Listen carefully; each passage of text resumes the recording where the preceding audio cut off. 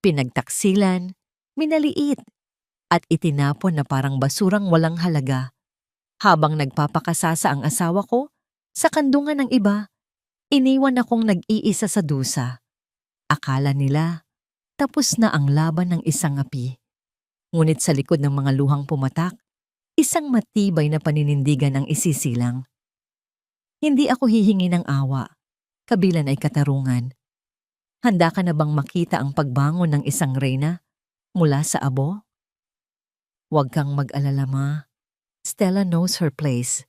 Para lang siyang lumang muebles dito sa bahay. Nandyan pero hindi napapansin. Actually, I find it pathetic how she tries so hard to please me. Kahit hindi ko na siya tinitingnan. Wala na siyang ibang mapupuntahan kundi ang bahay na ito. Kaya hinding-hindi niya tayo maiiwan. Boses yon ni Marco, ang asawa ko. Ang lalaking pinaglaanan ko ng 10 taon ng aking buhay. Ang bawat salita niya ay tila mga pako na isa-isang ibinabaon sa aking pandinig, malamig, matalim, at walang bahid ng pag-aalinlangan. Nakatayo ako sa labas ng pintuan ng silid-aklatan. Ang aking mga kamay ay nanginginig habang hawak ang isang tray ng mainit na tsaa at ang paborito niyang kakanin. Kanina pa ako sa kusina. Tinitiis ang init ng kalan at ang hapdi ng maliliit na sugat sa aking daliri mula sa paghihiwa para lang maihanda ang merienda na alam kong makakapagpagaan ng loob niya pag uwi mula sa trabaho. Ngunit ang tanging nakamit ko ay ang katotohanang sa paningin niya. Ako ay isang gamit na lamang na walang pakiramdam. Narinig ko ang mahinang tawa ni Doña Remedios, ang aking biyenan.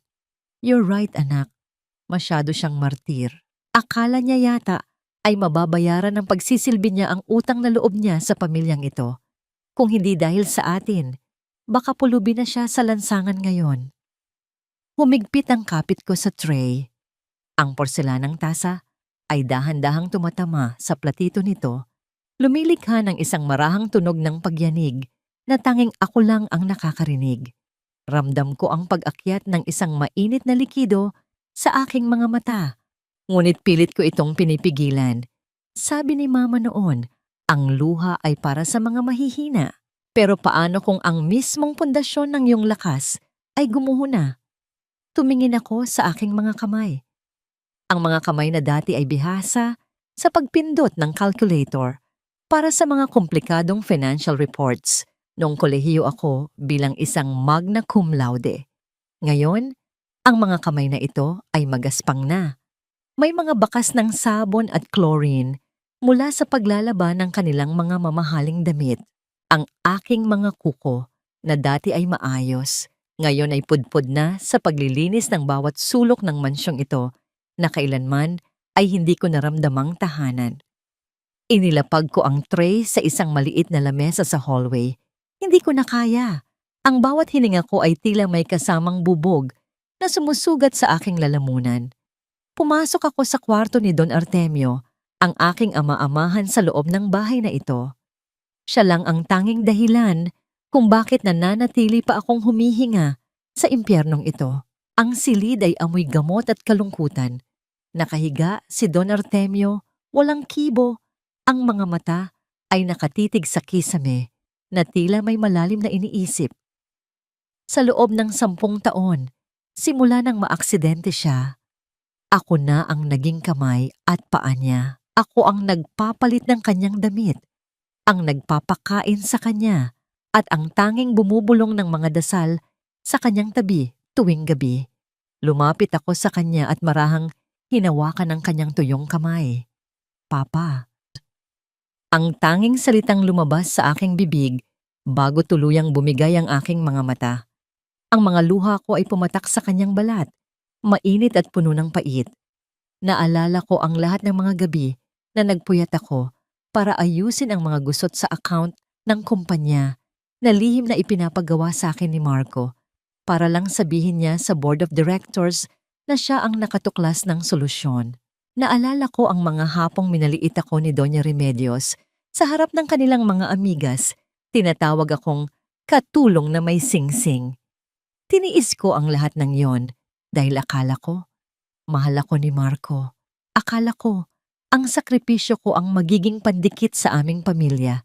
Ngunit nagkamali ako.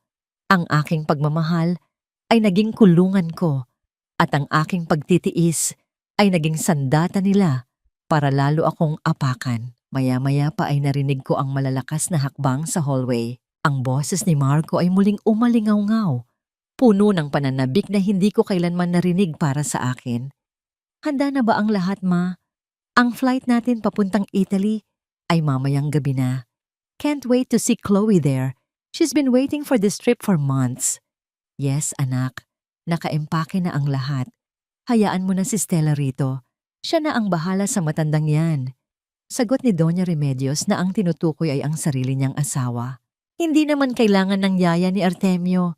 Nandyan naman ang dakilang martir mo. Bumukas ang pinto ng silid at pumasok si Marco. Hindi man lang siya tumingin sa akin. Dumiretso siya sa cabinet at kinuha ang kanyang passport. Stella, tawag niya sa akin nang hindi lumingon.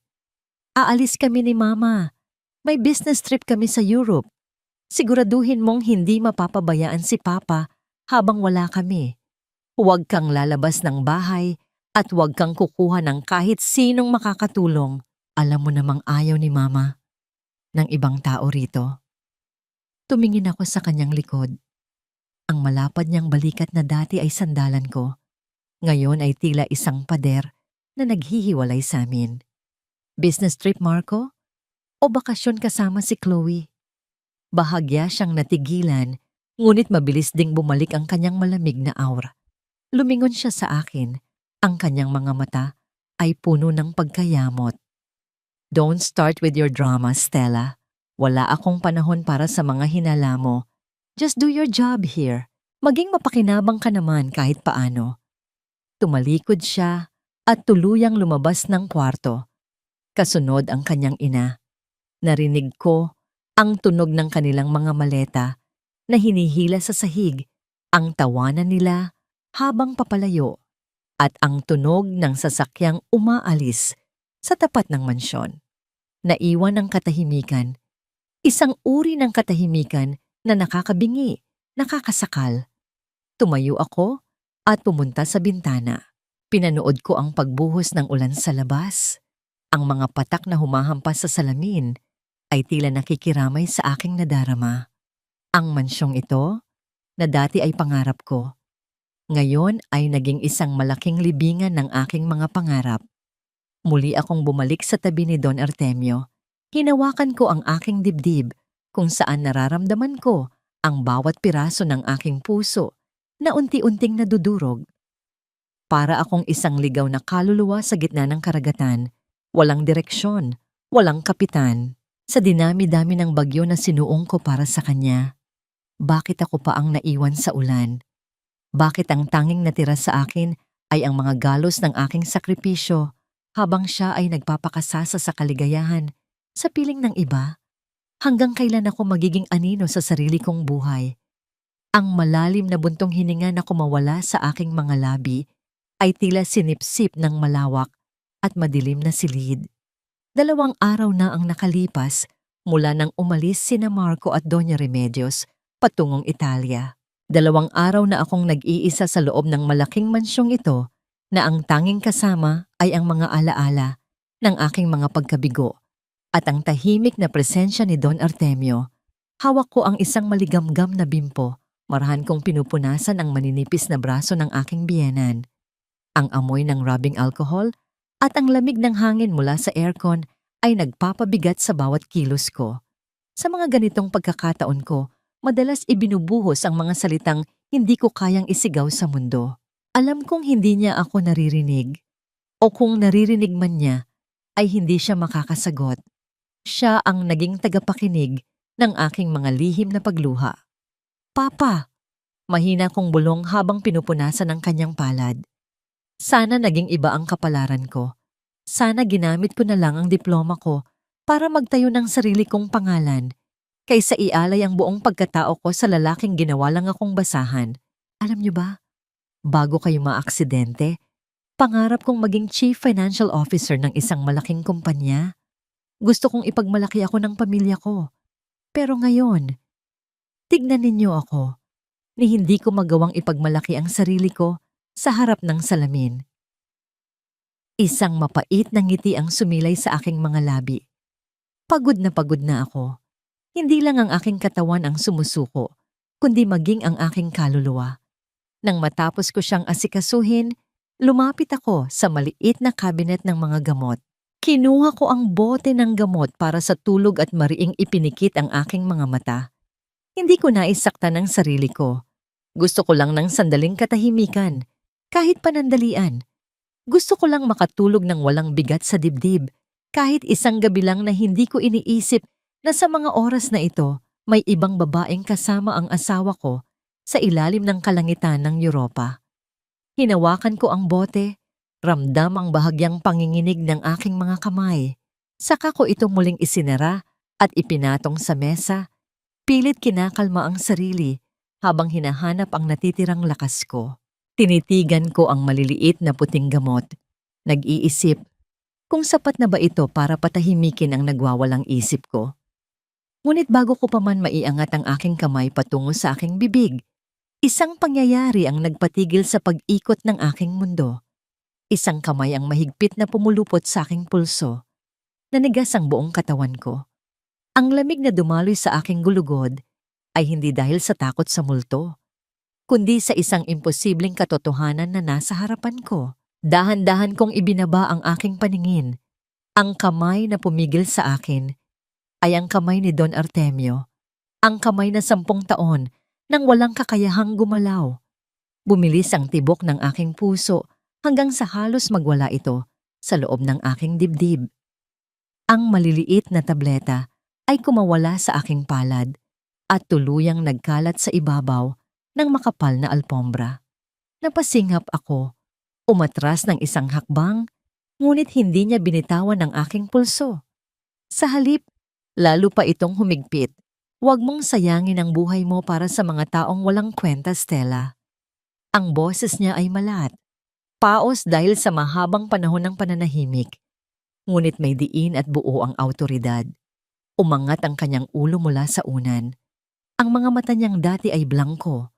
At walang buhay ay ngayon nagliliyab sa isang matinding emosyon na hindi ko mapangalanan.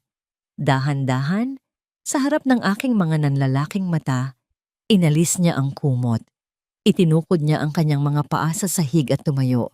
Matikas, buo ang lakas, walang bakas ng pagiging lumpo. Napatakip ako ng bibig. Bumagsak ako sa gilid ng kama dahil sa matinding pagkabigla. Papa, paano? Papaano pong nangyari ito? Panaginip ba ito? Lumapit siya sa akin. Hindi bilang isang pasyenteng nanghihingi ng tulong, kundi bilang isang ama na nais damayan ng kanyang anak. Ipinatong niya ang kanyang mabigat at mainit na palad sa aking balikat. Ang presensyang yon ay nagbigay ng isang pambihirang kapanatagan sa gitna ng aking kalituhan. Patawarin mo ako, anak, kung kinailangan kong maging pipi at lumpo sa paningin mo at ng buong mundo sa loob ng 10 taon, malumanay niyang sabi, habang inaalalayan akong makatayo. Ang aksidente ko. Hindi yun simpleng aksidente. Pinutol nila ang linya ng preno ng sasakyan ko. May 1 taong nasa loob ng bahay na ito ang gusto akong mamatay para makuha ang buong kumpanya at para mahuli ang mga daga sa loob ng bahay. Kailangan mong magpanggap na patay na ang pusa. Tila nag-ipon ng bagyo sa loob ng silid.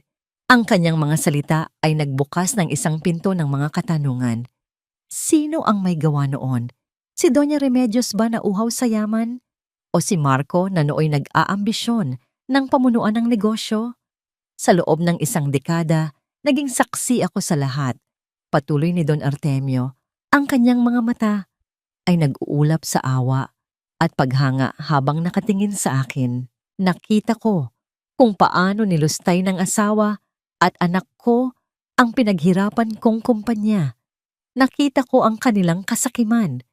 Ngunit ang pinakamasakit sa lahat ay ang makita kung paano nila sinira ang isang dalagang walang ibang ginawa, kundi ang magmahal at magsilbi ng tapat. Nakita ko ang bawat pagluha mo, Stella.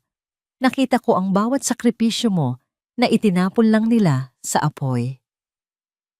Sa unang pagkakataon, mula nang umalis sina Marco, may isang taong nakakita sa tunay kong halaga. Hindi ko napigilan ang paghagulgol. Niyakap ako ni Don Artemio, isang yakap ng amang matagal ko nang inasam. Wala siyang dugong nananalaytay sa akin, ngunit sa sandaling iyon, alam kong siya ang tanging kakampi ko sa mundong ito. Nang tumila ang aking mga luha, humiwalay siya at naglakad patungo sa malaking painting ng isang pamilya na nakasabit sa dingding.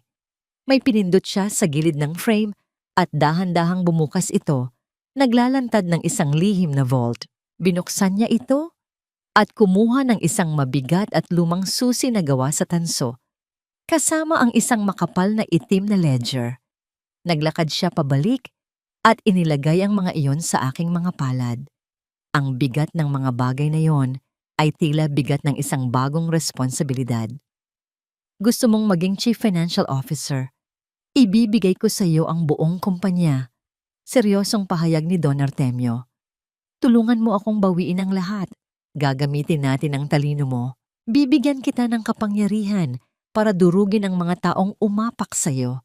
Handa ka na bang ipaglaban ang sarili mo, Stella? Tinitigan ko ang susi sa aking kamay. Tinitigan ko ang matandang lalaki na nagbigay sa akin ng pangalawang pagkakataon. Ang takot na kanina ay bumabalot sa aking puso ay unti-unting napalitan ng isang mainit na apoy na nagmumula sa kailaliman ng aking pagkatao. Ang apoy ng katarungan. Naglakad ako patungo sa bintana. Ang ulan ay tumigil na at ang buwan ay matapang na nagbibigay ng liwanag sa madilim na bakuran. Ang aking mga luha ay natuyo na. Huminga ako ng malalim, pinalalaya ang huling hihibla ng kahinaan ng isang martir. Pangako, Papa. Matatag kong bulong habang nakatingin sa buwan. Ang aking mga daliri ay humihigpit sa balat ng ledger.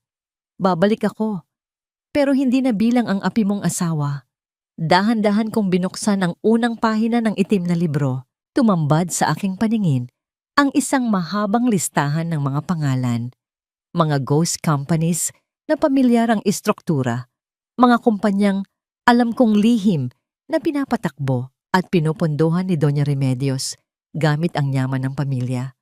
Ang laro ay nagsisimula pa lamang. Ang amoy ng lumang papel at tuyong tinta ay naging paborito kong pabango sa nakalipas na 2 linggo. Malayo ito sa amoy ng bleach at panlinis ng sahig na matagal nang kumapit sa aking balat. Gabi-gabi, sa ilalim ng malamlam na ilaw ng lihim na silid-aklatan ng aking biyenan, unti-unting nabubuhay ang bahagi ng aking pagkatao na matagal nang ibinaon ni na Marco at Doña Remedios sa limot.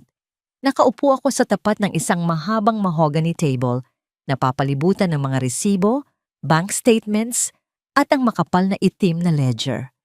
Ang aking mga daliri na dati ay namamanhid sa pagpiga ng mga basang damit, ngayon ay mabilis at tiyak na naglalayag sa ibabaw ng keyboard ng isang laptop. Bawat numero na aking tinitingnan ay nagkukwento ng panlilinlang. Papa, tawag ko kay Don Artemio na nakaupo sa isang silyon sa di kalayuan, humihigop ng mainit na kape habang pinagmamasdan ako. Ang galing nilang magtago. They created 5 dummy corporations under different names, pero iisa lang ang nagpapabagsak ng pondo sa kanila, ang main accounts ng kumpanya ninyo. Pinalalabas ni Doña Remedios na lugi ang mga real estate projects natin, pero ang totoo, ibinubulsa niya ang pondo papunta sa mga offshore accounts sa Switzerland. Isang mapaklang na ngiti ang sumilay sa labi ng matanda. Tumayo siya, tuwid na tuwid at naglakad patungo sa aking likuran upang silipin ang screen. Kaya pala panay ang hingi ng pondo ng asawa mo para sa mga peking expansion programs. Matalino ang ginawa nila, ngunit nakalimutan nilang mas matalino ang babaeng tinapakan nila. Humarap siya sa akin. Ang kanyang mga mata ay nagtataglay ng talas ng isang batikan sa industriya. Sa mundo ng negosyo, Stella, hindi sapat na hawak mo ang katotohanan. Kailangan mong maging walang awa Kapag kaharap mo na ang mga lobo, gagamitin nila ang kahinaan mo. Gagamitin nila ang konsensya mo. Handa ka na bang talikuran ang pagiging mabait para bawiin ang nararapat sa'yo? Tinitigan ko ang mga mata ng ama-amahan ko. Wala nang natirang awa sa puso ko para sa mga taong walang ginawa, kundi sipsipin ang aking kaluluwa. Hindi ko po hahayaang matakasan nila ang mga ninakaw nila. They took my dignity, Papa. Kukunin ko ang lahat ng ipinagmamalaki nila. Kinabukasan ng gabi, sa kalaliman ng hating gabi, kung kailan natutulog na ang buong subdivision, isang itim na sasakyan ang pumasok sa aming gate. Pinagbuksan ko ng pinto si Attorney Vergara, ang matagal nang pinagkakatiwalaang abogado ng pamilya ng mga magulang ni Don Artemio. Bakas ang matinding pagkabigla sa mukha ng matandang abogado nang makita niyang naglalakad pababa ng hagdan si Don Artemio. Kumpleto ang lakas at awtoridad. Hindi na kailangan ng mahabang paliwanag. Sapat na ang ilang salita mula kay Don Artemio upang maunawaan ng abogado ang bigat ng misyon. Sa ibabaw ng paboritong mesa ni Marco, naglatag si Attorney Vergara ng mga dokumento. Ang marahang paglapat ng gintong pluma sa makapal na papel ang naging opisyal na musika ng aking paglaya. Nilagdaan ni Don Artemio ang isang special power of attorney at ang hindi mababawing paglilipat ng kanyang porsyento sa kumpanya. Sa mata ng batas, hindi na ako isang hamak na asawa na nakikitira lamang. Ako na ngayon ang may hawak ng 70% ng shares ng buong korporasyon. Ako na ang bagong timon ng barkong matagal nilang pinagnakawan. Nang makaalis ang abogado, nagkulong ako sa guest room na matagal nang nagsisilbing maliit at madilim kong bodega ng mga lumang gamit. Binuksan ko ang isang maalikabok na kahon sa ilalim ng kama. Mula roon, hinugot ko ang isang kulay-abong business suit. Ito ang damit na binili ko mula sa unang sweldo ko noong dalaga pa ako, bago ako naging asawa ni Marco. Hindi ko kailanman naisuot ito dahil palaging sinasabi ni Doña Remedios na hindi bagay sa isang babaeng galing sa mahirap ang mag-ayos na parang senyora. Hinubad ko ang aking kupas na pambahay at dahan-dahang isinuot ang suit. Ang tela nito ay malamig at makinis sa balat, isang malaking kaibahan sa magaspang na duster na suot ko araw-araw. Humarap ako sa isang lumang salamin. Tinitigan ko ang babaeng nasa refleksyon. Ang mga balikat ay tuwid, ang tindig ay may dignidad. Unti-unting naglaho ang imahe ng isang martir na laging nakayuko at namamalimos ng pagmamahal. Ang nakikita ko ngayon ay si Stella, ang nagtapos ng may pinakamataas na karangalan, ang babaeng may angking galing at talino na kaya sanang yanigin ang mundo ng pananalapi kung hindi lang siya nakulong sa ngalan ng maling pag-ibig. Hinaplos ko ang kwelyo ng aking damit. Isang tahimik na panata ang inukit ko sa aking isipan. Hindi na muling mayuyurak sa pagkatao ko. Nasa kalagitnaan ako ng pagyakap sa aking bagong sarili nang biglang mabasag ang katahimikan ng buong mansyon. Isang matinis at nakakagulat na pag-iyak ng telepono mula sa pasilyo ang pumailanlang. Mabilis kong hinubad ang suit, itinago ito at naglakad palabas. Ang puso ko ay nagsimulang tumibok ng mabilis, hindi dahil sa takot, kundi sa isang kakaibang kutob. Kinuha ko ang auditibo. Hello? Stella, siguraduhin mong malinis ang buong bahay. Ang boses ni Marco ay tila yelo na dumampi sa aking pandinig. Puno ito ng kayabangan at pag-uutos. Ang mismong tono na dati ay nagpapanginig sa aking mga tuhod. Akala ko ba ay sa susunod na linggo pa ang uwi ninyo? Mahinahon kong tanong, pinipigilan ng sarili na maglabas ng anumang emosyon. Napaaga ang uwi namin ni Mama. Malamig niyang sagot at narinig ko ang pamilyar na boses ng isang babaeng tumatawa sa background. Uuwi kami bukas ng umaga at ayusin mo ang pinakamalaking guest room sa second floor. Doon matutulog si Chloe. Gusto niyang magpahinga pagkatapos ng mahabang biyahe kaya siguraduhin mong wala kang papalpak sa mga pagkain niya. Naputol ang linya bago pa man ako makasagot. Tinitigan ko ang telepono sa aking kamay. Uuwi na sila bukas. Dala ang kanilang kahambugan, ang kanilang kasakiman, at ang babaeng ginamit nila upang ipamukha sa akin ang aking kawalan ng halaga. Tumingala ako patungo sa ikalawang palapag ng mansyon. Isang malamig na ngiti ang dahan-dahang gumuhit sa aking mga libi. Umuwi kayo. Handa na ang bahay na ito para salubungin ang inyong pagbagsak. Ang bawat pag-ikot ng gulong ng sasakyan sa graba ng aming bakuran ay tila mga kuko na kumakalmot sa aking katahimikan. 8:00 pa lamang ng umaga, ngunit ang sikat ng araw ay tila masyadong matalas, hinahamon ang aking paningin. Nakatayo ako sa tapat ng malaking pintuan, ang aking mga kamay ay magkadaop sa harap. Bumabalik sa imahe ng isang masunuring asawa na kanilang iniwan.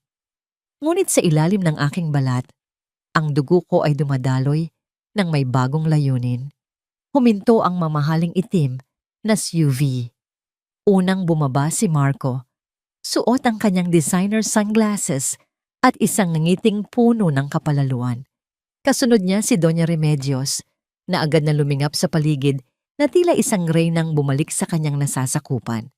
At ang huli ay ang babaeng naging mitya ng aking bawat pagluha sa nakalipas na mga buwan, si Chloe. Ang amoy ng kanyang pabango, isang matamis at masangsang na halimuyak ng rosas, ay agad na humalo sa sariwang hangin ng umaga, dahilan upang makaramdam ako ng bahagyang pagduwal. Stella, bakit nakatayo ka lang dyan? Kunin mo ang mga maleta sa likod at siguraduhin mong dahan-dahan ang paghawak sa Louis Vuitton ni Chloe. Baka magasgasan mo. Utos ni Marco nang hindi man lang ako tinitingnan sa mga mata. Nilampasan niya ako na parang isang poste lamang sa daan. Welcome home, Marco. Welcome home, Mama. Mahinahon kong sagot. Pinipigilan ang anumang bakas ng pait sa aking boses. Lalapit sana ako sa sasakyan nang harangin ako ni Doña Remedios. Tinitigan niya ako mula ulo hanggang paa. Ang kanyang mga mata ay tila mga scanner na naghahanap ng anumang mali sa aking anyo.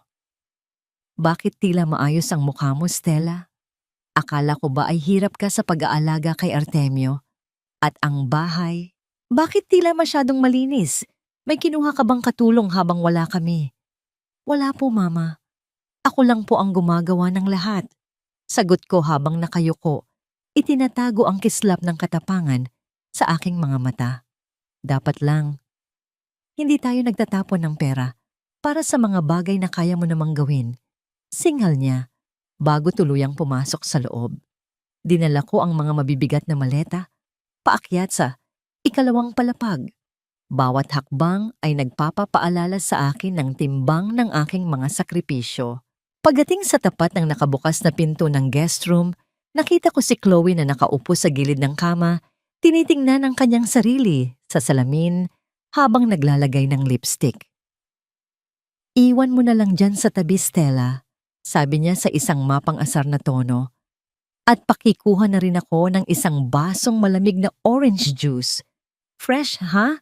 Ayaw ko nang galing sa pack.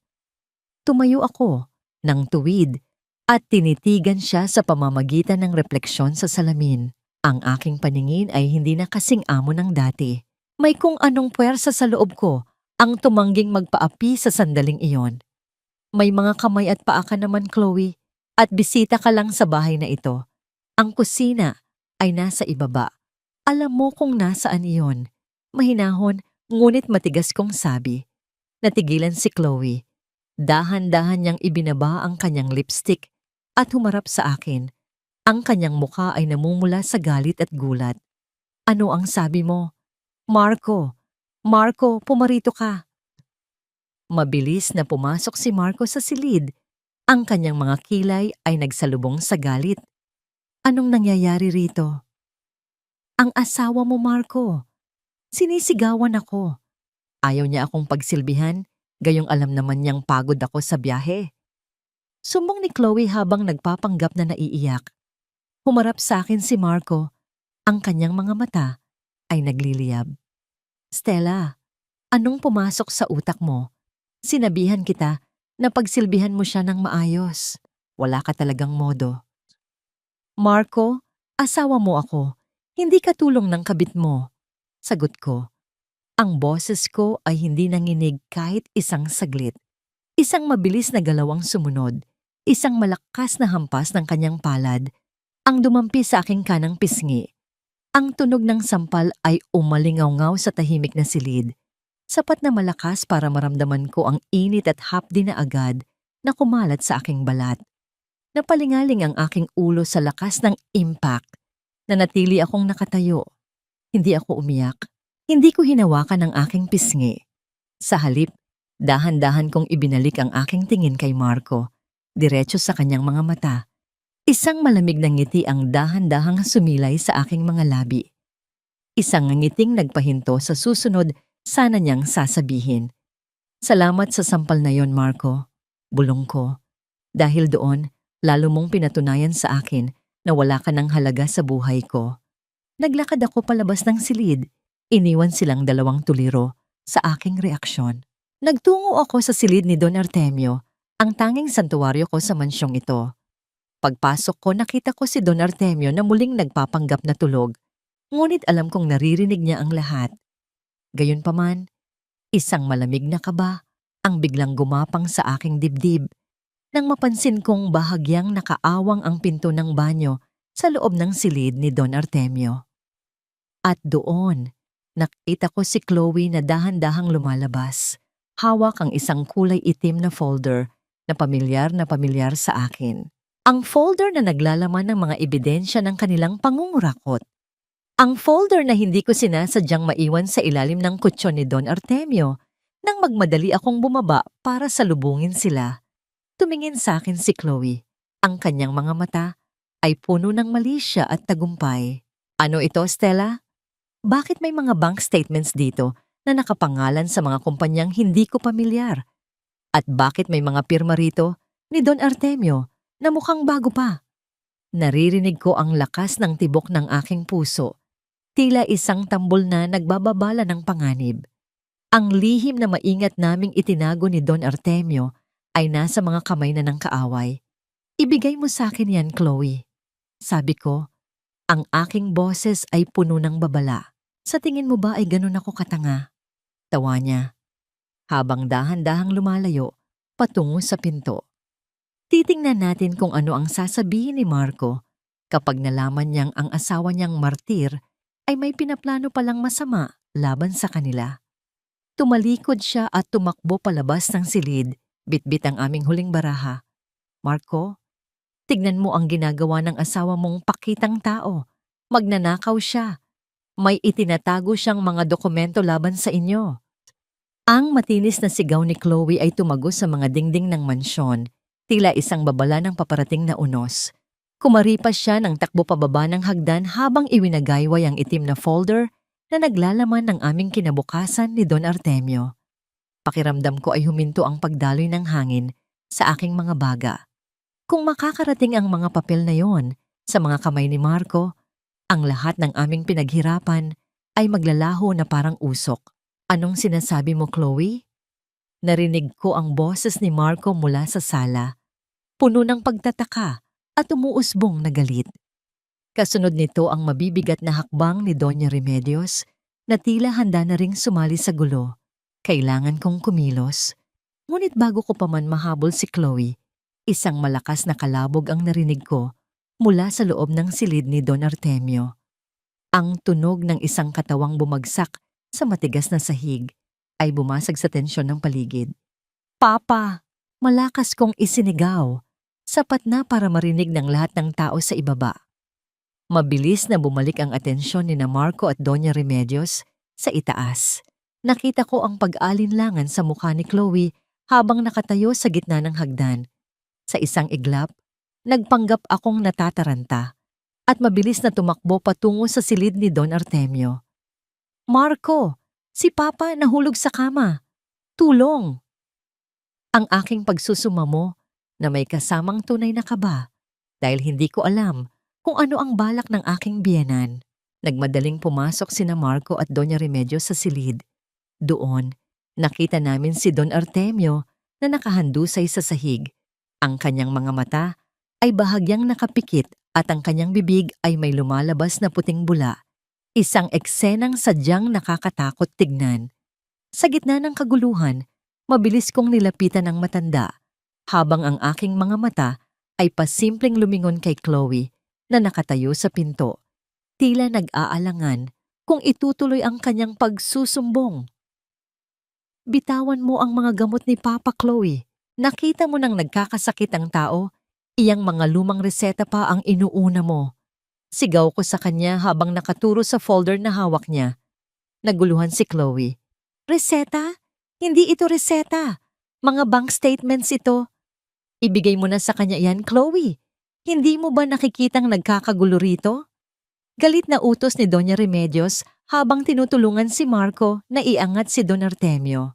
Sa paningin ng aking biyenang babae, mas mahalaga ang hitsura ng pamilya sa harap ng mga katulong kaysa sa anumang dokumentong hawak ng isang bisita lamang.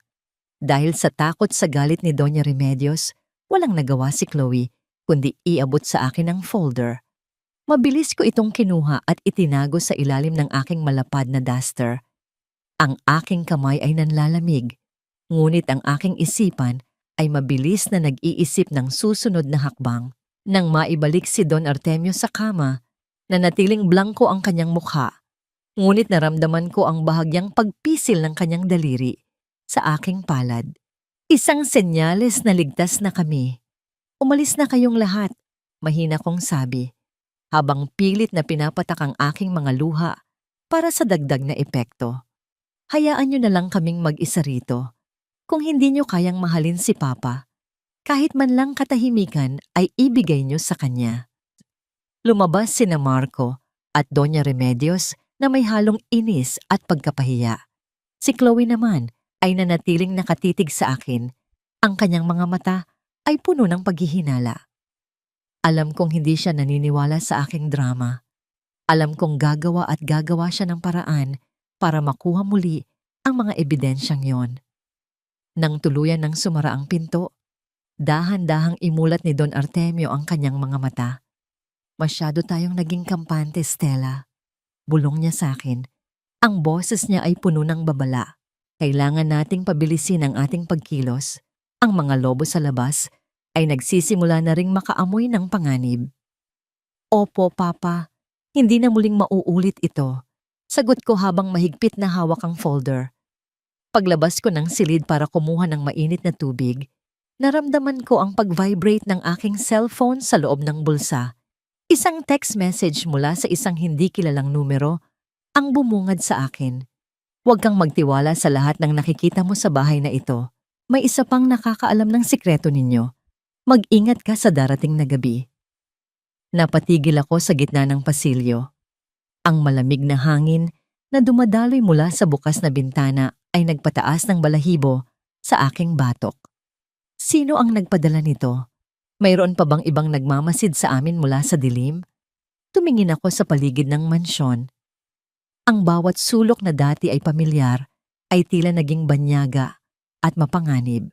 Ang aming laban ay hindi na lamang laban para sa katarungan, kundi isang laban para sa aming kaligtasan. Sa di kalayuan, narinig ko ang mahinang pagtatalo ni Marco at Chloe mula sa kanilang silid. Ang tunog ng isang basong nabasag ay umalingaw-ngaw, hudyat ng lumalalang lamat sa kanilang relasyon. Ngunit ang aking isipan ay nakatuon lamang sa isang bagay. Sino ang misteryosong nagpadala ng mensaheng iyon?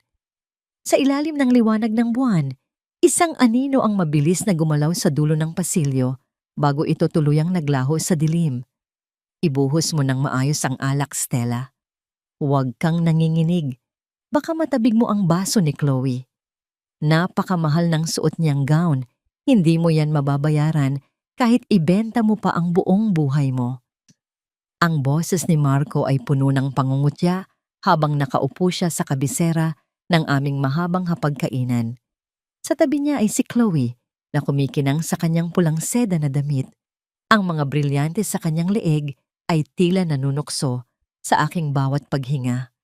Nakatayo ako sa kanilang likuran, suot ang aking unipormeng pambahay, hawak ang isang bote ng mamahaling French wine na ang bawat patak ay tila dugo na nanggagaling sa aking pusong nagdurusa. Ang buong mansyon ay puno ng halimuyak ng inihaw na tupa at sari-saring mamahaling pagkain. Ang mga kristal na baso ay nagtatama, lumilikha ng isang malambing na tunog na tila musika sa pandinig ng mga taong narito. Ngunit sa akin, ito ay tila tunog ng kadenang dahan-dahang humihigpit sa aking leeg. Ito ang gabi ng kanilang selebrasyon, ang kanilang anibersaryo sa gitna ng aking sariling tahanan. Napakasarap ng luto mo ngayon, Stella, wika ni Doña Remedios habang dahan-dahang hinihiwa ang karne. Sana ay ganito ka rin kasipag sa pag-aasikaso ng mga papeles sa opisina na ibinibigay sa iyo ni Marco. Pero syempre, hanggang kusina ka lang talaga, di ba? Isang mahinang tawa ang kumawala sa mga panauhin. Tiniis ko ang lahat. Huminga ako ng malalim, pilit na pinapakalma ang bawat kalamnan sa aking katawan. Sa bawat pagbuhos ko ng alak, sa bawat paglapag ko ng plato, iniisip ko ang mga dokumentong nakatago sa ilalim ng sahig ng silid ni Don Artemio. Iniisip ko ang bawat pirma na unti-unting bumubura sa kapangyarihan ng mga taong ito. Everyone, may I have your attention please? Biglang tumayo si Marco, hawak ang kanyang baso. Ang kanyang mga mata ay nagniningning sa katuwaan habang nakatingin kay Chloe. Tonight is not just about our anniversary. It's about a new beginning. Chloe, you've been my strength when things were falling apart. Dahan-dahan niyang kinuha ang isang maliit na pilus na kahon mula sa kanyang bulsa. Pagbukas nito, isang malaking diamante ang bumungad, sumasalamin sa liwanag ng chandelier. Napasinghap ang mga bisita. Ang aking mundo ay tila huminto. I know I'm still legally tied to someone else, sabi ni Marco, na tila ba ang someone else na yon ay hindi nakatayo sa likuran niya, hawak ang basong kanyang iinuman. Pero sa harap ninyong lahat, gusto kong ipangako kay Chloe na siya ang magiging tunay na reyna ng mansyong ito. Chloe, will you marry me as soon as I'm free? Isang masigabong palakpakan ang pumuno sa silid. Ang aking mga kamay ay nagsimulang manginig nang hindi ko mapigilan. Ang bawat salita niya ay tila isang malakas na sampal na paulit-ulit na dumadapo sa aking mukha. Nakatayo ako roon, ang asawa, ang legal na kabiyak, ngunit itinuturing na hangin, isang anino na walang karapatang masaktan. Tumingin sa akin si Chloe. Ang kanyang nganyang ngiti ay puno ng tagumpay at lason. Oh, Marco! Yes! Of course, yes! Stella, bakit nakatayo ka lang dyan? Tawag ni Doña Remedios. Ang boses niya ay matalas at walang awa. Kunan mo sila ng litrato. At pagkatapos, magdala ka ng mas maraming champagne. Kailangan nating ipagdiwang ang pagdating ng tunay na manugang sa pamilyang ito. Inabot ko ang kamera nang may nanginginig na mga daliri. Sa bawat click ng shutter, kinukuha ko ang larawan ng sarili kong pagkawasak. Ang bawat ngiti nila ay tila mga pako sa krus na aking pasan-pasan. Ramdam ko ang init ng luha sa dulo ng aking mga mata. Ngunit pinilit ko itong lunukin. Hindi rito magtatapos ang lahat. Hindi sa ganitong paraan. Ngunit bago pa man sila makapag-toast, isang kakaibang tunog ang narinig mula sa itaas ng mansyon. Isang malakas na pag-ubo na tila nagmumula sa kailaliman ng isang naghihingalong dibdib. Ang papa mo! Sigaw ni Doña Remedios. Tumayo siya ng mabilis. Nagmadali kaming lahat paakyat sa silid ni Don Artemio. Pagbukas ng pinto, tumambad ang isang eksenang nagpatahimik sa lahat ng bisita. Si Don Artemio ay nakaupo sa gilid ng kanyang kama. Ang kanyang puting damit ay punong-puno ng mapupulang mantsa. Ang bawat pag-ubo niya ay naglalabas ng mas maraming likidong kulay pula na tila dugo na mabilis na kumakalat sa sahig na gawa sa kahoy. Papa, anong nangyayari? Sigaw ni Marco. Ngunit hindi niya magawang lumapit dahil sa pandidiri at takot. Mabilis akong lumapit kay Don Artemio. Hinawakan ko ang kanyang nanginginig na mga balikat. Sa gitna ng kaguluhan, nakita ko ang mabilis na pagkindat ng kanyang mata sa akin. Isang senyales na tanging kaming dalawa lamang ang nakakaalam. Tumawag kayo ng ambulansya. Sigaw ko sa kanila habang ang aking mga kamay ay puno na rin ng malapot na likido. Marco, si Papa, hindi na siya makahinga. Ang mga bisita ay nagsimulang magbulungan. Ang saya ng selebrasyon ay agad na napalitan ng takot at pag-aalinlangan.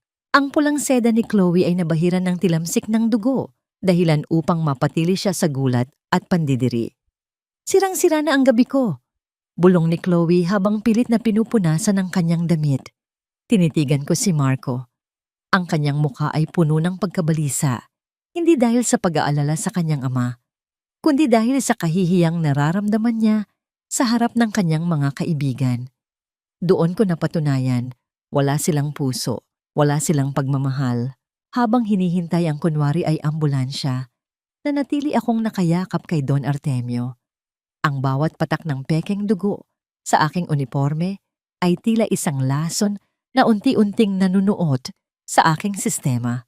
Sa dinami-dami ng kanilang tawa kanina, sino kaya ang huling tatawa kapag nalaman nilang ang gabing ito, ang huling gabi ng kanilang marangyang buhay? Hanggang kailan kaya mananatiling lihim ang aming palabas bago tuluyang gumuho ang kanilang tore ng kasinungalingan? Huwag mong madungisan ng maruming basahan na iyan ang carpet, Stella. Punasan mo ng maigi ang bawat patak. At pagkatapos, itapon mo na ang lahat ng pagkaing natira sa lamesa. Wala na akong ganang kumain matapos ang eksenang ginawa ng matandang yan. Iyan ang huling utos ni Marco bago niya hinalikan si Chloe sa noo at umakyat sa itaas. Iniwan akong mag-isa sa gitna ng nagkakagulong sala. Ang mga baso ng champagne ay nakatumba. Ang mga mamahaling pinggan ay may mga bakas pa ng pagkain.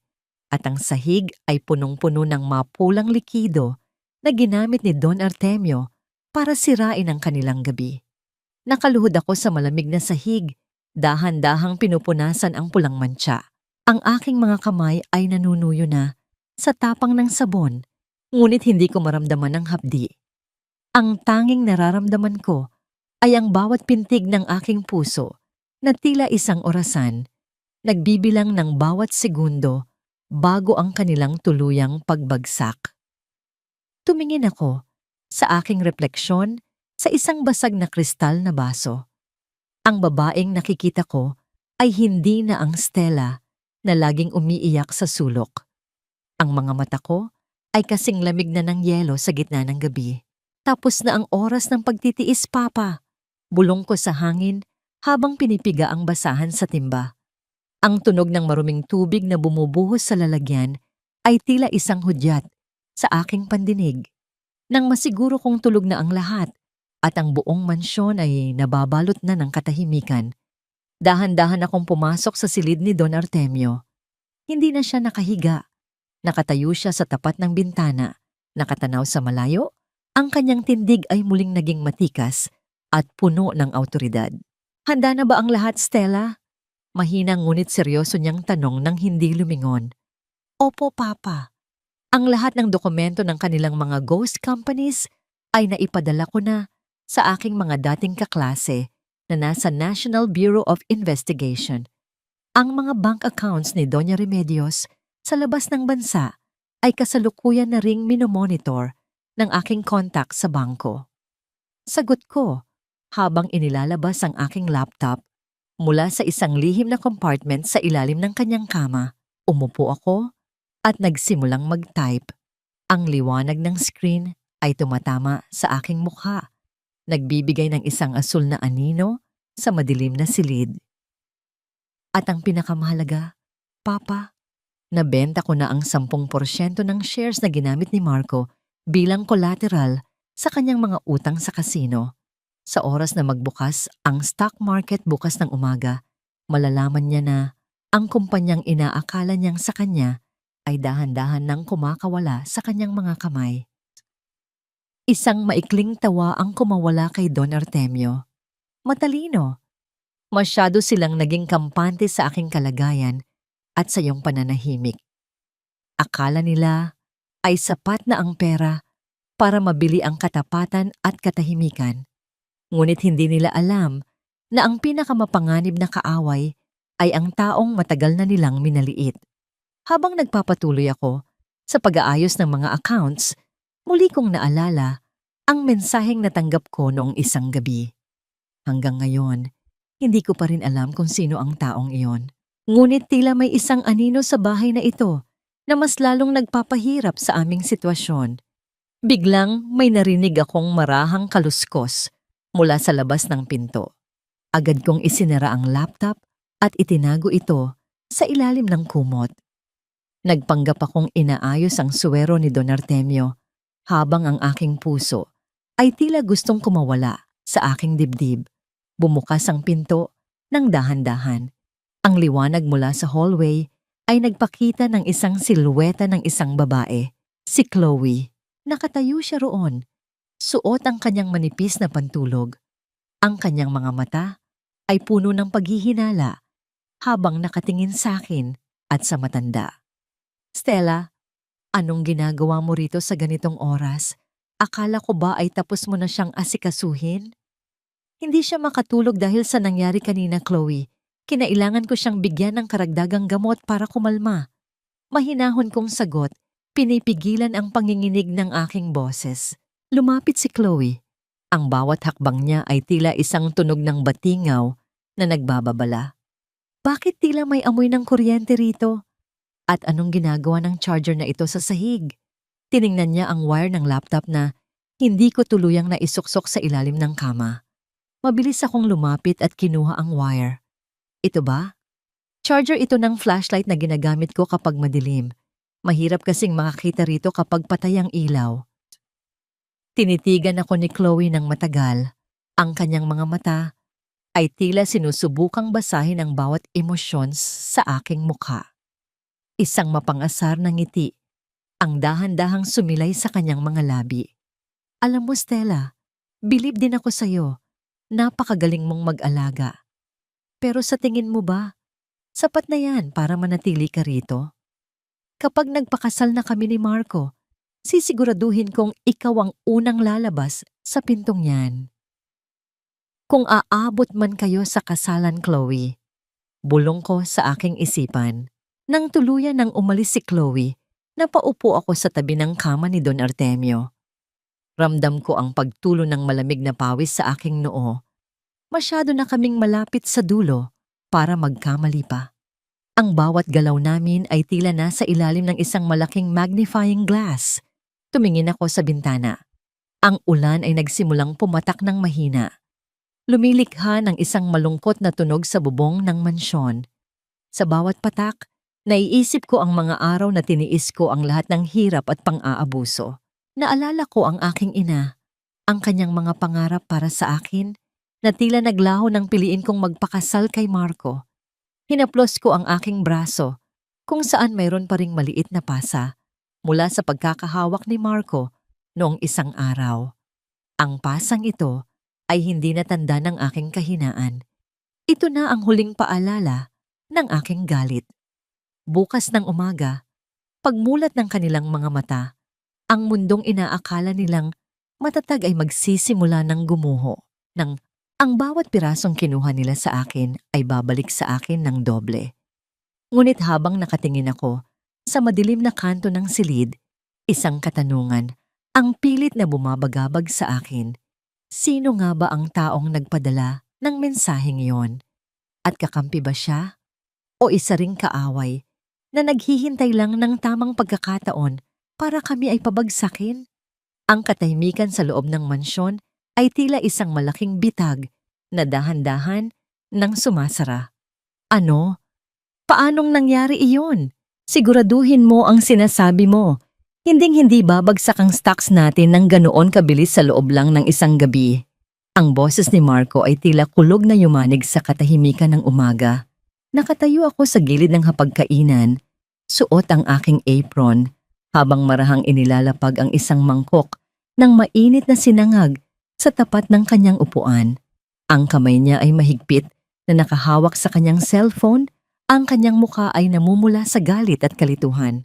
Sa kabilang dulo ng lamesa, si Doña Remedios ay tinititigan ang kanyang sariling tablet. Ang kanyang mga mata ay nanlalaki sa bawat numerong nakikita. Marco, anong nangyayari? Tanong ni Chloe na kadarating lang. Suot ang kanyang mamahaling robe, halatang bagong gising pa. Akala ko ba ay mamimili tayo ngayon sa Makati? I already booked an appointment at the salon. Mamili? Ni wala tayong pambili, kahit isang hibla ng buhok ngayon, Chloe. Sigaw ni Marco sa kanya. Dahilan upang mapaatras ang babae sa gulat. Sinasabi ng broker ko na may nagbenta ng malaking porsyento ng shares natin sa ilalim ng market price. At ang masama pa, ang mga ari-ari ang ginamit kong collateral para sa utang natin sa kasino, nakuha na ng bangko. Tahimik akong bumalik sa kusina para kumuha ng tsaa. Ramdam ko ang bawat pintig ng kaba sa aking dibdib, ngunit hindi ito kaba ng takot. Ito ay ang kaba ng tagumpay. Sa bawat sigaw ni Marco, tila may isang malaking batong naaalis sa aking balikat. Ang bawat mura niya ay musika sa aking pandinig. Hindi ito maaari. Sigaw naman ni Doña Remedios habang pilit na pinipindot ang screen ng kanyang gadget. Ang accounts ko. Bakit invalid access? Bakit hindi ko mabuksan ang pondo para sa mga real estate projects sa Cavite? Marco, tumawag ka sa bangko.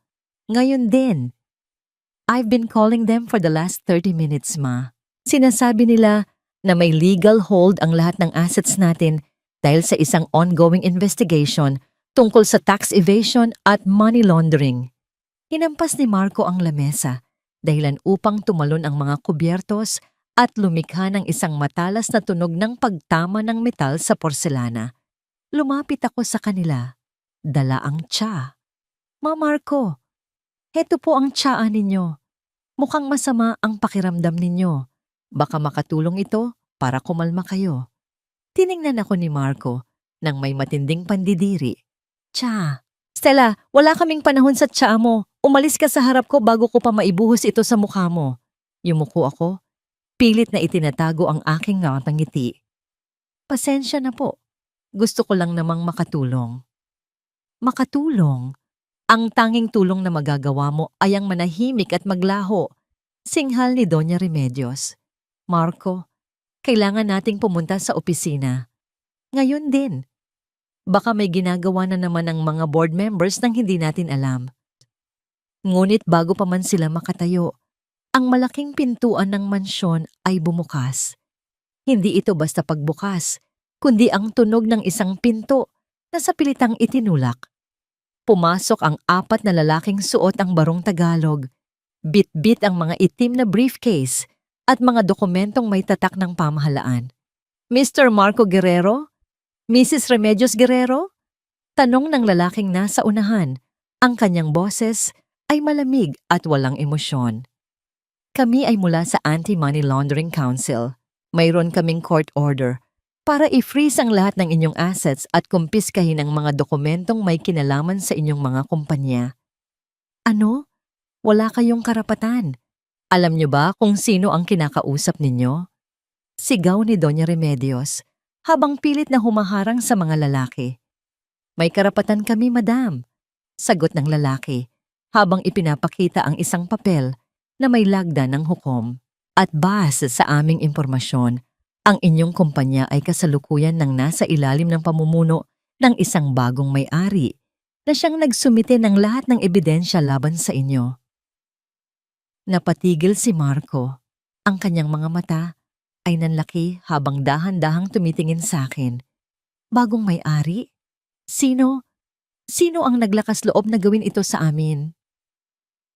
Hindi ko siya sinagot. Tumingin lang ako sa kanya ng diretsyo.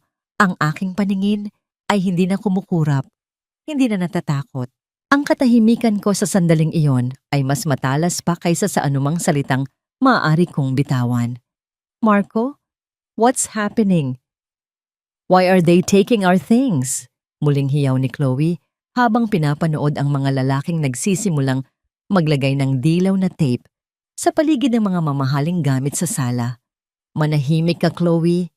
Sigaw ni Marco habang dahan-dahang lumalapit sa akin. Stella, ikaw ba? Ikaw ba ang may gawa nito? Paano? Paano ang isang katulad mong walang alam sa negosyo ay nagawa kaming traidorin? Dahan-dahan akong tumayo ng tuwid. Inalis ko ang aking apron at binitiwan ito sa sahig, ang huling simbolo ng aking pagiging alipin sa bahay na ito. Hindi ito trahedya, Marco. Ito ay katarungan. Mahinahon kong sabi. Ang boses ko ay matatag at buo.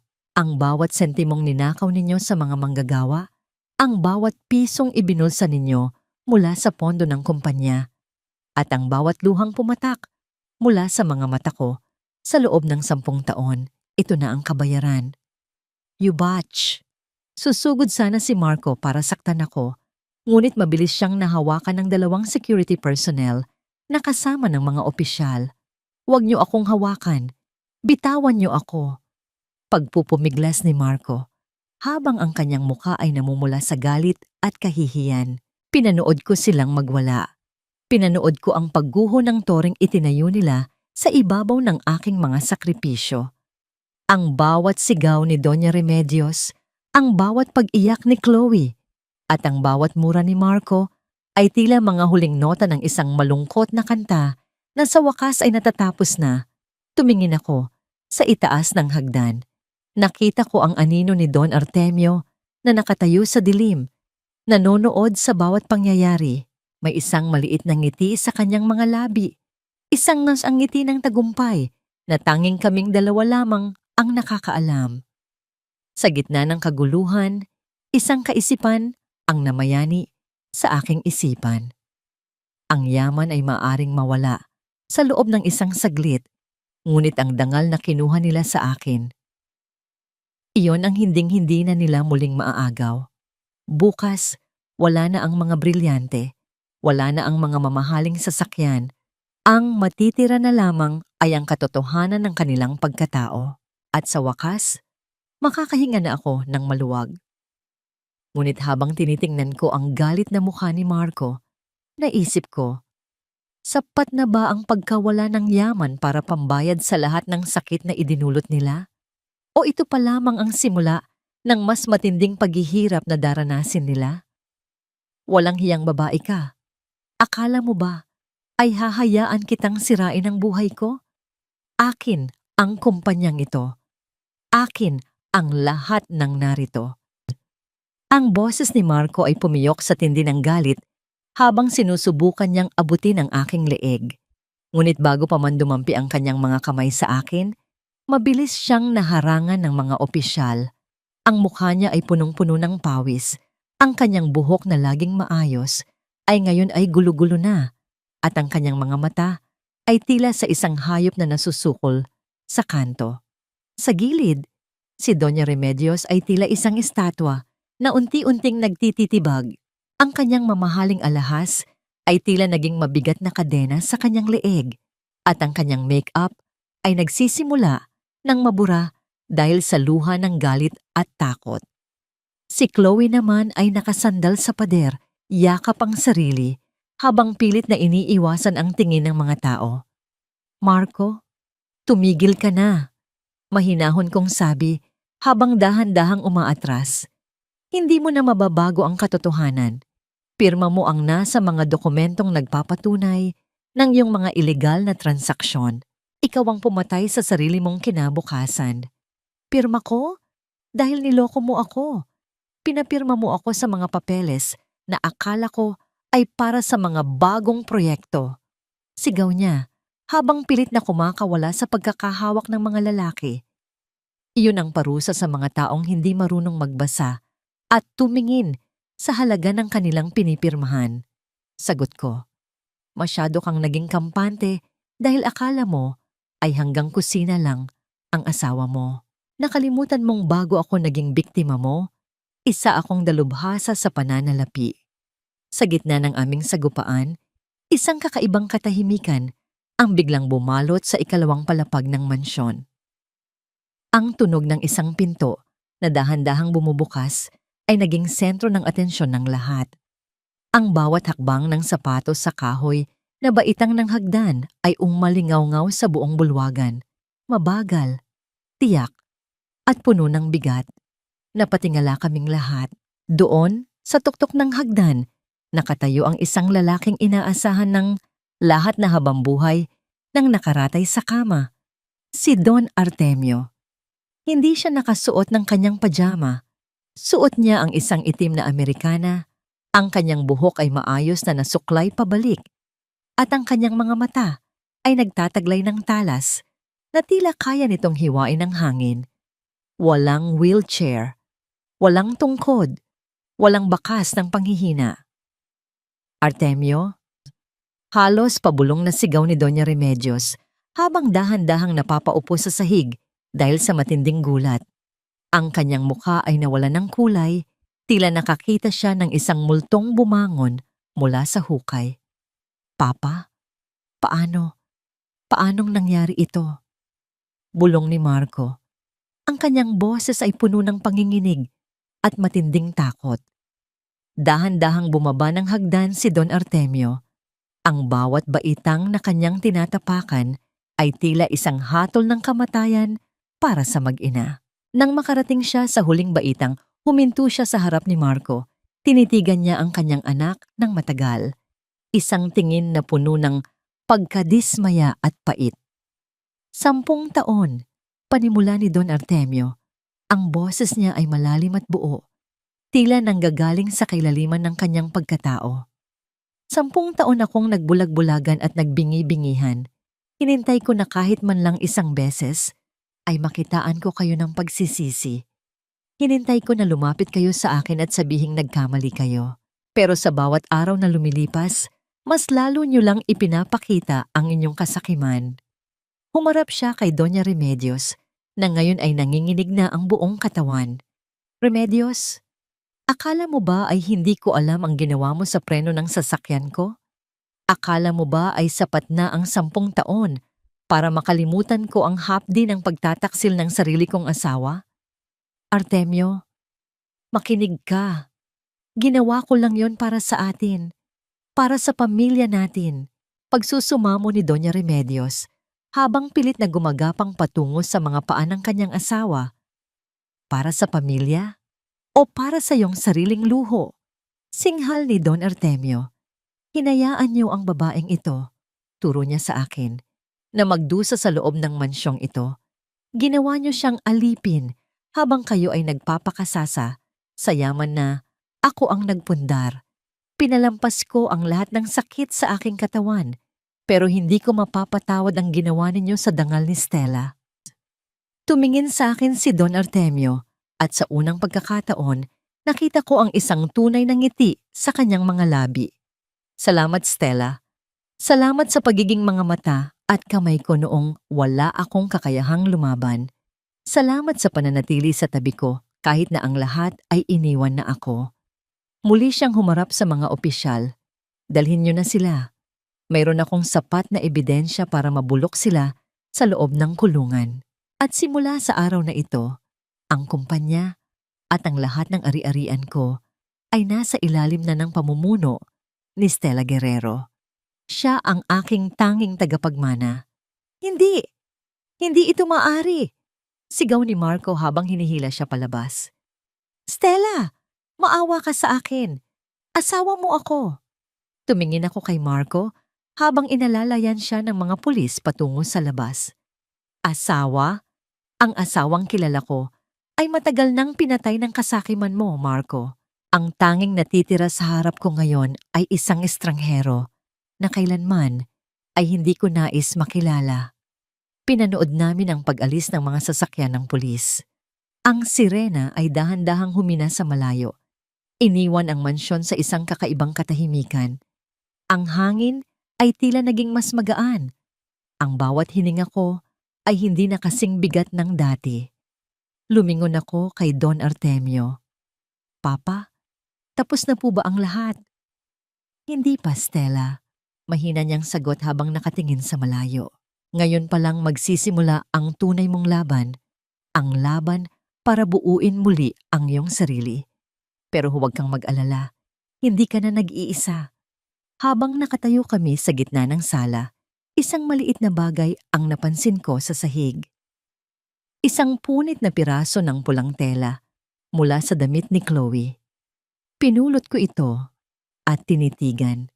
Ang lahat ng karangyaan, ang lahat ng panggigipit ay nagtapos lang sa isang piraso ng basahan. Napatingin ako sa salamin sa may pasilyo.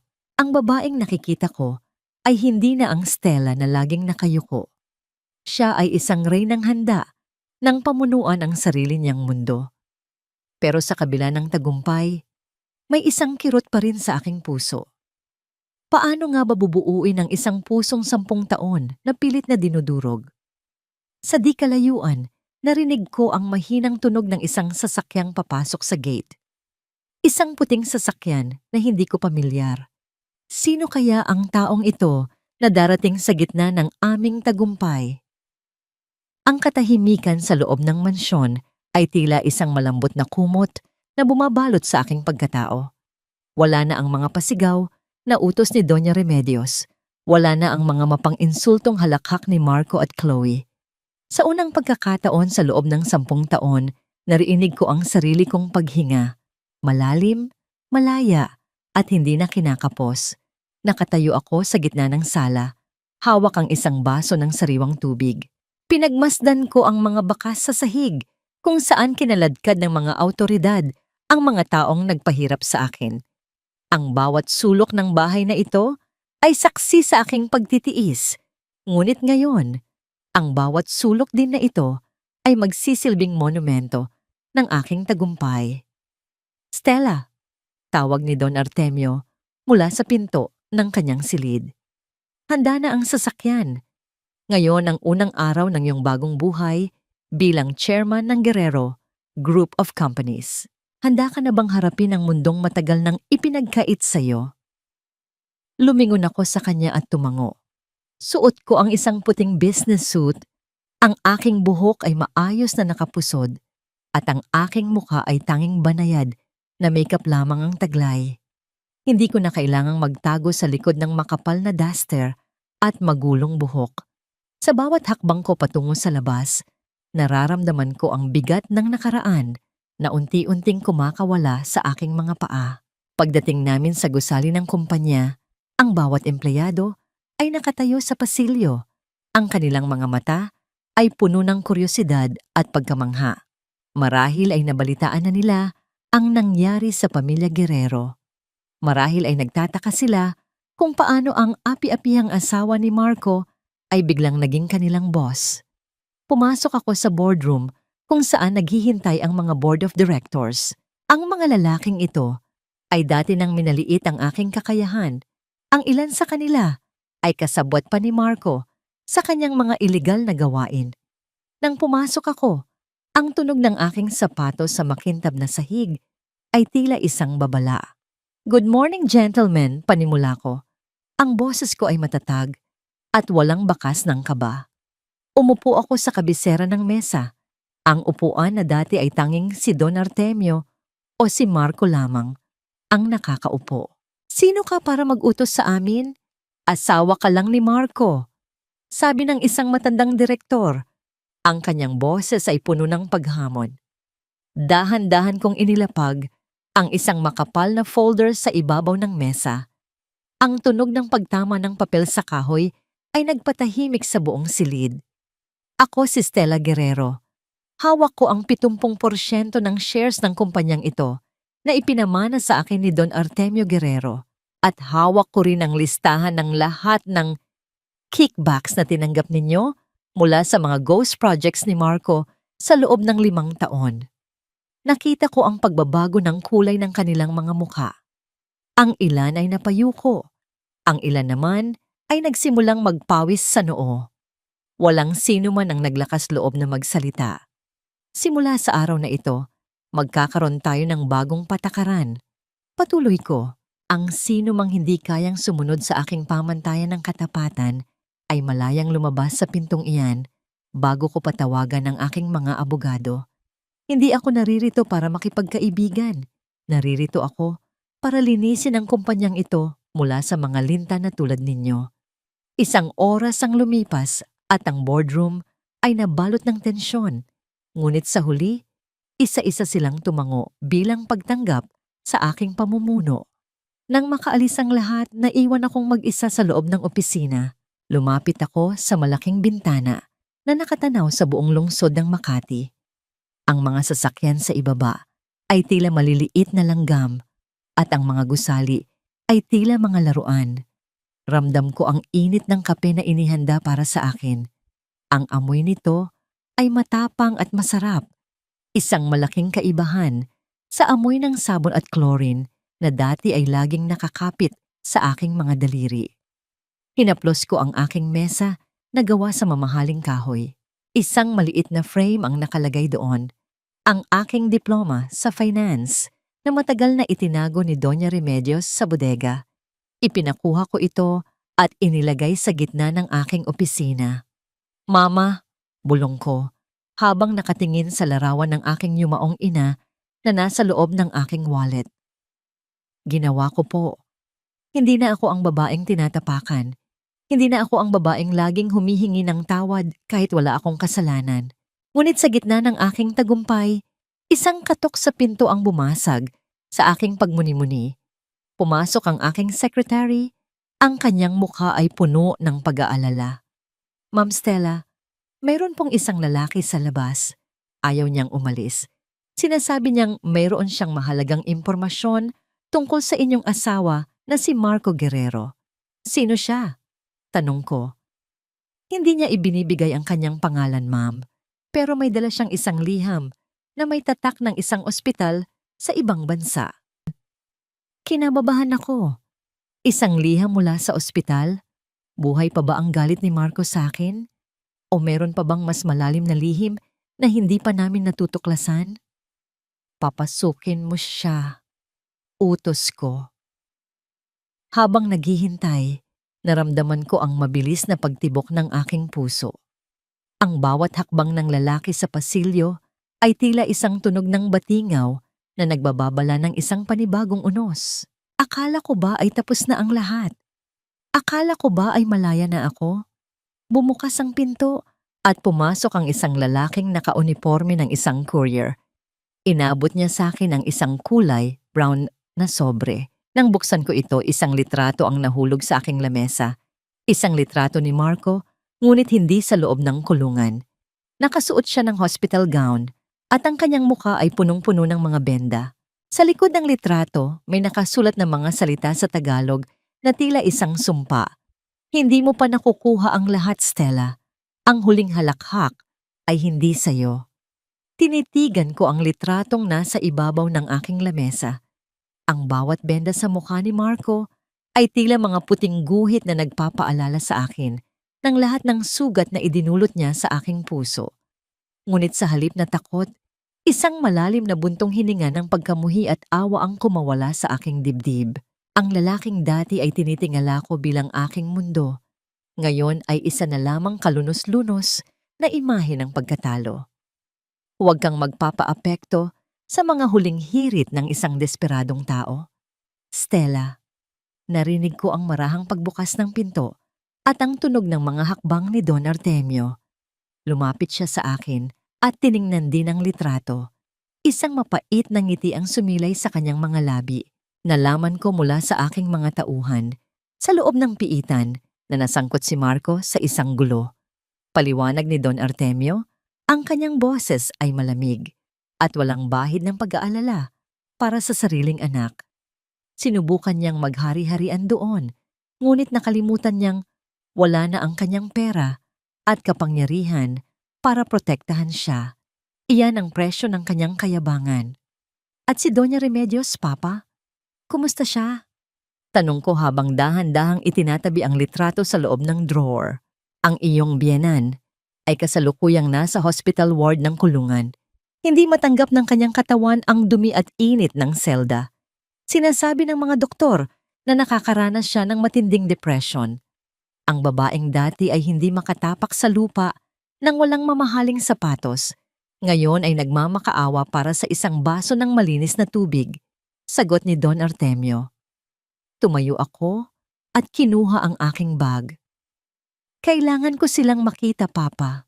Hindi dahil sa namimiss ko sila, kundi dahil kailangan ko ng tuluyang putulin ang huling kadena na nag-uugnay sa akin sa kanila.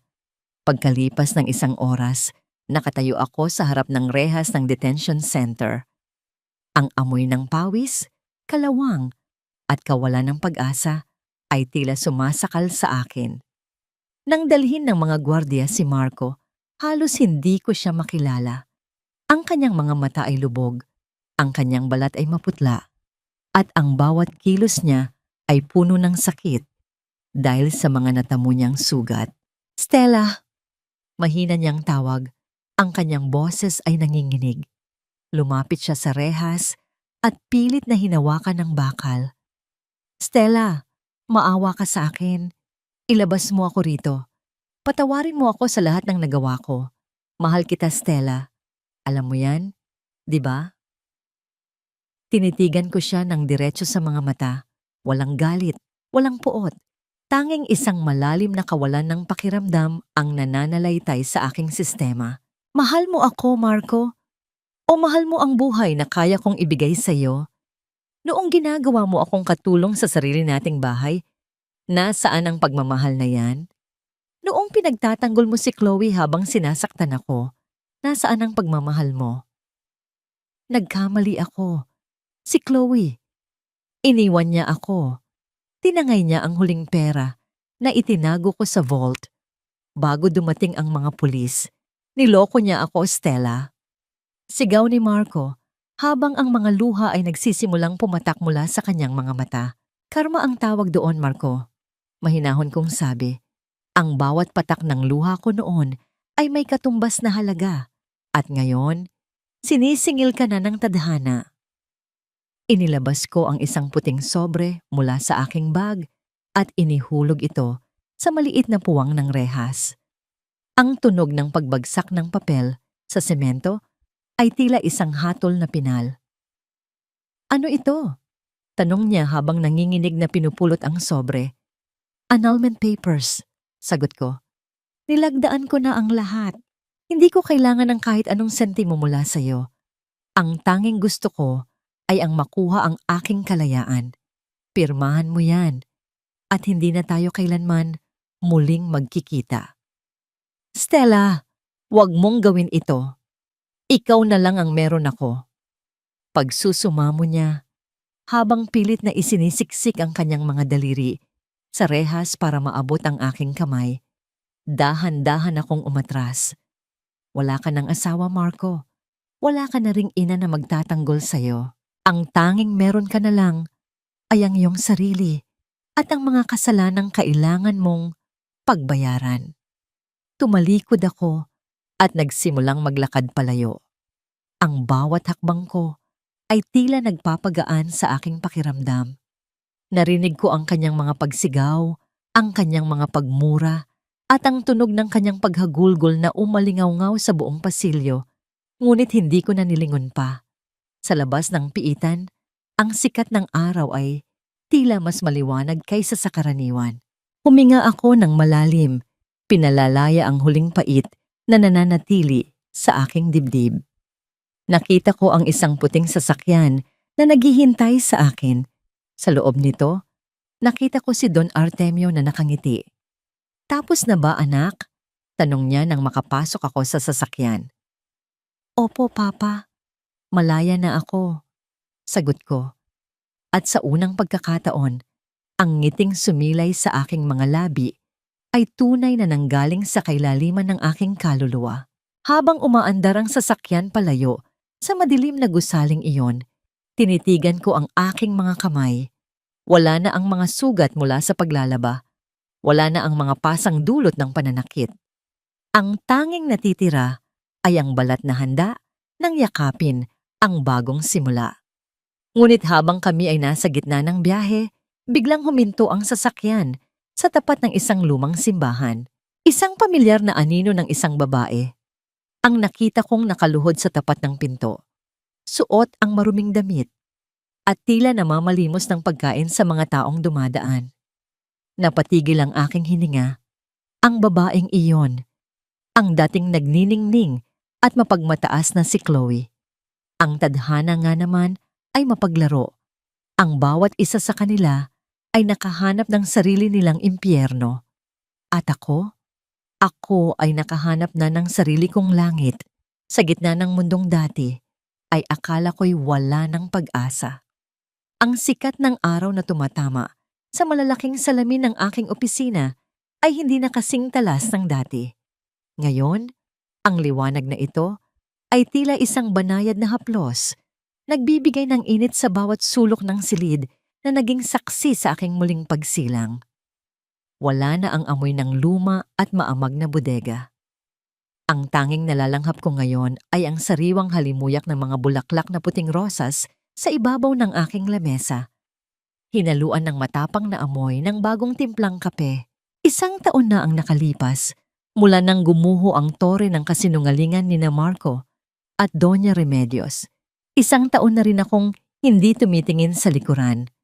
Nakatayo ako sa harap ng bintana, pinagmamasdan ng mga sasakyang dumadaloy sa kalsada ng Makati. Ngunit sa pagkakataong ito, hindi ko na nararamdaman na ako ay isang bilanggo sa sarili kong buhay. Ang bawat gusali na aking nakikita ay tila mga pangarap na abot kamay ko na. Ma'am Stella, narito na po ang mga dokumento para sa itatayo nating Alay sa Kababaihan Foundation. Marahang wika ng aking secretary habang inilalapag ang isang folder sa aking lamesa. Ngumiti ako sa kanya.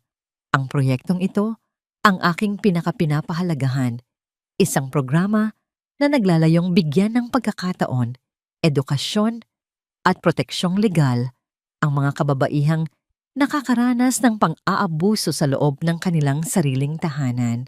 Ayaw ko nang may ibang babaeng makaramdam ng takot na naramdaman ko noon. Gusto kong malaman nila na mayroon silang boses, na mayroon silang lakas, at mayroon silang kakayahang tumayo sa sarili nilang mga paa. Nang makaalis ang aking sekretary, dahan-dahan kong binuksan ang drawer ng aking lamesa. Mula roon, kinuha ko ang isang maliit na kahon. Pagbukas ko rito, bumungad sa akin ang isang kulay puting panyo na may burdang maliliit na bulaklak sa gilid. Ito ay hindi ang panyong sinunog ni Doña Remedios noon. Ito ay isang bagong panyo na ako mismo ang bumili gamit ang perang pinaghirapan ko bilang chairman ng kumpanyang ito. Hinaplos ko ang malambot na tela. Ang bawat hibla nito ay tila nagpapahiwatig na ang mga alaala ng aking ina ay hindi na nababahiran ng pait. Nabawi ko na ang lahat, hindi sa paraan ng dahas, kundi sa paraan ng pagpapabuti ng aking sarili. Ang tagumpay ko ay hindi ang pagpapakulong sa kanila, kundi ang katotohanang hindi ko na sila kailangang isipin pa para maging masaya. Bumukas ang pinto ng aking opisina nang walang katok. Alam ko na kung sino ang taong iyon. Pumasok si Don Artemio, matikas at maayos ang tindig. Hindi na siya gumagamit ng wheelchair, tanging isang eleganteng baston na lamang ang kanyang hawak para sa suporta. Ngunit ang bawat hakbang niya ay puno ng sigla. Galing kami sa huli niyang physical therapy sa Singapore at ang mga doktor doon ay manghang-mangha sa bilis ng kanyang paggaling. "Handa ka na ba para sa ating lunch meeting, anak?" Tanong niya. Ang boses niya ay puno ng pagmamalaki. Tinatawag niya akong anak hindi dahil sa papel, kundi dahil sa lalim ng aming pinagsamahan. Sa kanya ko nahanap ang pagmamahal ng isang ama na ipinagkait sa akin ng tadhana. "Opo, Papa. Isasara ko lang ang computer ko." Sagot ko habang mabilis na nag-aayos ng gamit. "Alam mo, Stella," sabi niya habang nakatingin sa labas ng bintana, "sa dinami-dami ng mga naging CEO ng kumpanyang ito, ikaw lang ang nakitang kong namumuno ng may puso. Hindi ka lang nagpapalago ng pera, nagpapalago ka rin ng buhay ng mga tao. Iyan ang tunay na legasiya." Lumapit ako sa kanya at hinawakan ang kanyang braso. "Salamat po, Papa. Kung hindi dahil sa inyo, baka hanggang ngayon ay nasa ilalim pa rin ako ng mesa, nagpupunas ng alikabok na hindi naman sa akin." Lumabas kami ng gusali at sinalubong kami ng sariwang hangin. Sa bawat taong bumabati sa akin, nararamdaman ko ang tunay na respeto, hindi dahil sa aking apelyido, kundi dahil sa aking pagkatao. Sumakay kami sa sasakyan at dumaan sa tapat ng simbahan kung saan huli kong nakita ang mga taong nanakit sa akin. Ngunit sa pagkakataong ito, hindi ko na sila nakita. Wala na sila sa aking paningin dahil ang aking mga mata ay nakatuon na sa hinaharap. Naisip ko ang aking sarili, 10 taon na ang nakalipas, isang dalagang puno ng pangarap, ngunit nawala ang direksyon dahil sa maling pag-ibig. Kung maaari ko lang siyang kausapin ngayon, sasabihin ko sa kanya, huwag kang matakot sa dilim. Ang bawat sugat mo ay magiging bahagi ng iyong sandata. Ang bawat luha mo ay magiging dagat na tatawirin mo patungo sa iyong kalayaan. Naramdaman ko ang gaan ng aking dibdib. Wala na ang mabigat na batong matagal na nakadagan sa aking puso. Ang bawat hininga ko ngayon ay hindi na hininga ng isang biktima. Ito ay hininga ng isang reyna na muling itinayo ang kanyang kaharian mula sa mga guho. Sa huling sandali, bago kami makarating sa aming destinasyon, tiningnan ko ang aking refleksyon sa salamin ng sasakyan. Isang ngiti ang gumuhit sa aking mga labi. Isang ngiting payapa, masaya, at puno ng pag-asa. Tapos na ang gabi. Ang umaga ay narito na. At sa pagkakataong ito, ako na ang may hawak ng sikat ng araw.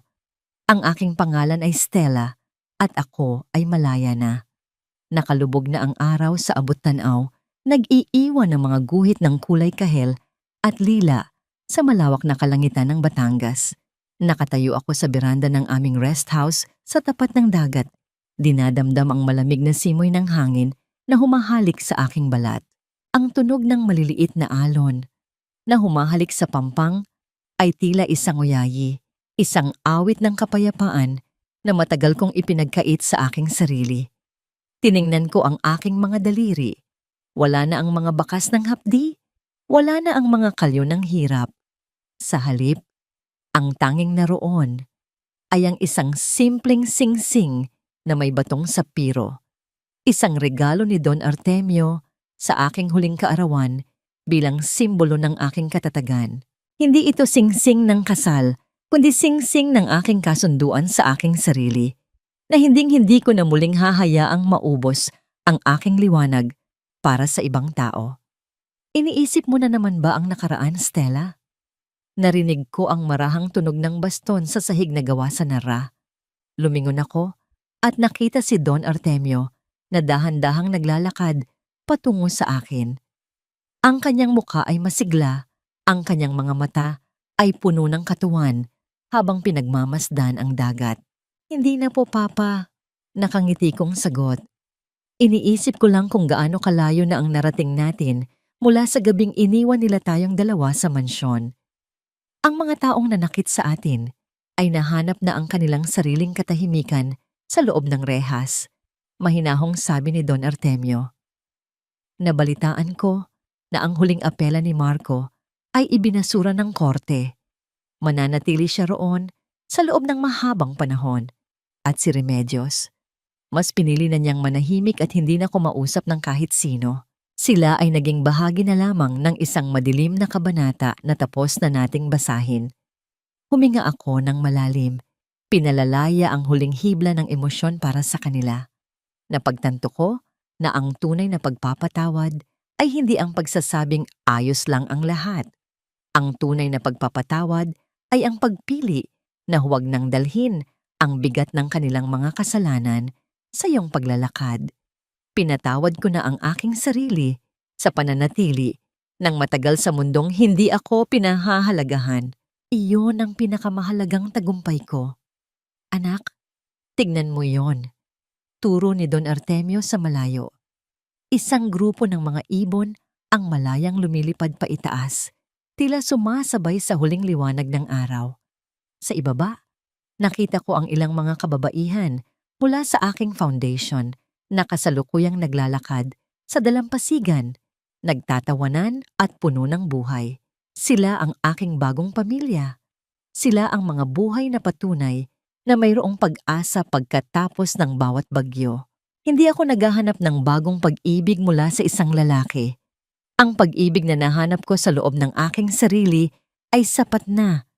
Nahanap ko ang kaligayahan sa tagumpay ng kumpanya, sa ngiti ng mga batang tinutulungan ko, at sa katahimikan ng bawat gabi na hindi ko na kailangang umiyak bago makatulog. Stella Guerrero, bulong ko sa aking sarili, dinadamdam ang bawat pantig ng aking pangalan. Ang babaeng muling isinilang mula sa abo. Dahan-dahan kaming pumasok ni Don Artemio sa loob ng bahay nang magsimula ng magningning ang mga bituin sa langit. Ang bawat hakbang ko ay may kasiguraduhan. Wala nang takot, wala nang pag-aalinlangan. Sa huling pagkakataon, lumingon ako sa dagat. Ang dilim ay naroroon, ngunit hindi na ito nakakatakot. Dahil alam ko na sa bawat paglubog ng araw, laging may bukas na naghihintay. Isang bukas na ako ang may hawak ng panulat at ako ang susulat ng sarili kong maligayang katapusan. Nakangiti kong isinara ang pinto ng beranda, iniiwan ang nakaraan sa labas at tinatanggap ang walang hanggang kapayapaan sa loob ng aking tahanan. Ang kwento ng aking pagdurusa ay tapos na. Ang kwento ng aking tagumpay ay magpapatuloy habang buhay.